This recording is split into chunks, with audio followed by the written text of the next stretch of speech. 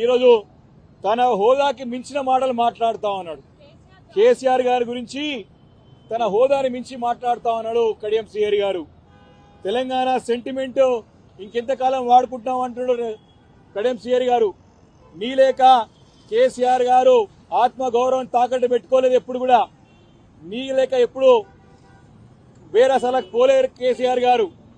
నీ లేక ఎప్పుడు పదవుల కోసం నీకు పాకుపడలేదు కేసీఆర్ గారు. నువ్వు మాట్లాడేటప్పుడు జాగ్రత్తగా మాట్లాడాలని చెప్పేసి నేను కడియం శ్రీహరి గారిని హెచ్చరిస్తా ఉన్నాను. తెలంగాణ రాష్ట్రాన్ని 13 సంవత్సరాలు తెలంగాణ ప్రాంతంలో ఉన్నటువంటి అందరిని కూడా జాగృతం చేసి అన్ని వర్గాల ప్రజల్ని అందరి కూడా ఉద్యోగస్తుల్ని అదేవిధంగా కవులని కళాకారుల్ని అందరూ కూడా అన్ని పార్టీల వారు కూడా తాటిపైకి తీసుకొచ్చి 13 సంవత్సరాలు నిర్విరామంగా ఉద్యమం చేపట్టి తన ప్రాణాన్ని సైతం లెక్క చేయకుండా ప్రాణ త్యాగానికైనా సిద్ధపడి తెలంగాణ రాష్ట్రాన్ని సాధించిన నాయకుడు కేసీఆర్ గారని చెప్పి పదే పదే అన్నావు. నువ్వు కాదా కడియం శ్రీహరి గారు నేను ప్రశ్నిస్తా ఉన్నాను. ఈరోజు ఆ రోజు దేవుడుగా ఉన్నటువంటి కేసీఆర్ గారు ఈరోజు నీకు చిన్నగా కనపడుతున్నాడా?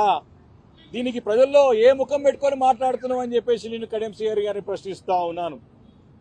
తెలంగాణ అంటేనే కేసీఆర్, కేసీఆర్ అంటేనే తెలంగాణ. మర్చిపోయినావా కడియం శ్రీహరి గారు అని చెప్పేసి నేను అడుగుతా ఉన్నాను.